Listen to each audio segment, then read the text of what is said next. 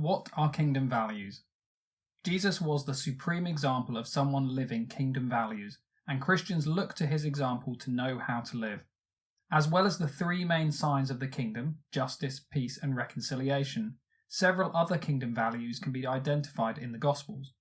For example, in the Sermon on the Mount, and in particular the Beatitudes, Jesus expressed the importance of values such as gentleness, humility, mercy, and obedience. How does Pope Francis demonstrate kingdom values?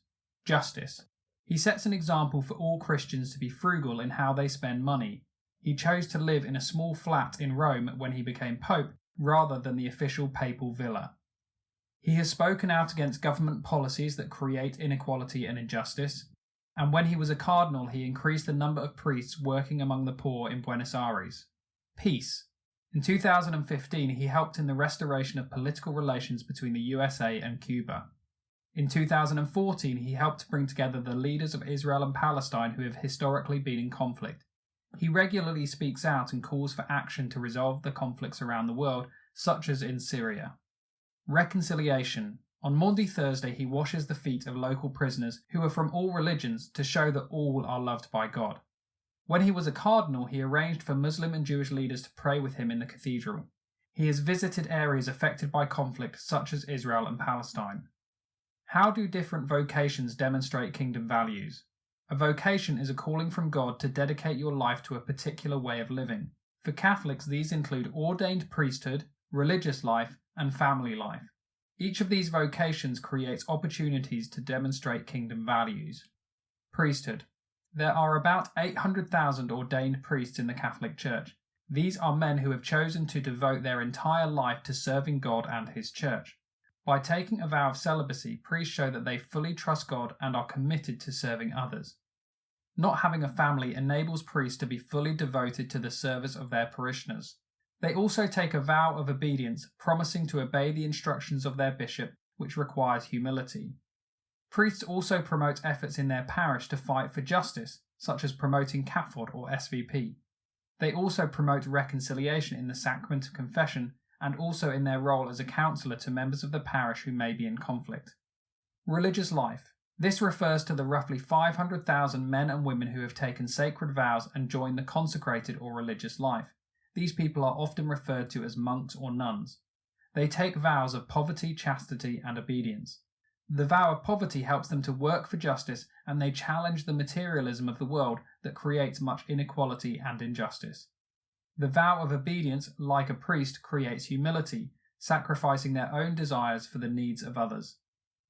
Many monasteries and convents welcome lay people who are often attracted by the atmosphere of gentleness and peace that is created by the routines and prayer of religious life. Some monks and nuns also actively seek to create justice by working in the local community to meet the needs of those who are poorest in society. This shows their commitment to show love and mercy for their neighbour. Family life. The clear majority of Catholics are called to a vocation to family life. Husbands and wives learn humility and the importance of reconciliation as they navigate the give and take of married life. Parents also help to promote reconciliation by managing the arguments that can cause conflict among siblings. Parents must also demonstrate love and devotion to meet the needs of their children, often sacrificing their own desires for their families. They also show a level of obedience to their spouse when they resist temptation and remain faithful to their marriage vows. How did Mary demonstrate kingdom values? Catholics honour or venerate Mary as the mother of Jesus. However, they also look to her as the model disciple. She shows humility. She said, "He has looked with favour on the lowliness of his servant." Mary describes herself as lowly and a servant. Catholics are called to be humble rather than arrogant. Jesus said, "Blessed are the meek." She demonstrates that she obeys and trusts God. She shows obedience to God when she says to the angel who has announced her pregnancy, "Let it be to me according to your word." Catholics are called to trust God too. Jesus said, "Do not let your hearts be troubled." Mary worships God and praises him. In the Magnificat, Mary prays, "My soul glorifies the Lord, for the mighty has done great things for me." Jesus said Christians should love the Lord your God with all your heart, soul, mind, and strength. Why is the Magnificat controversial? The Magnificat is the prayer said by Mary after she became pregnant with Jesus. It has the potential to be controversial in the way that it suggests that justice and peace can be established. In the prayer, Mary appears to call for the powerful to be overthrown and the poor raised up.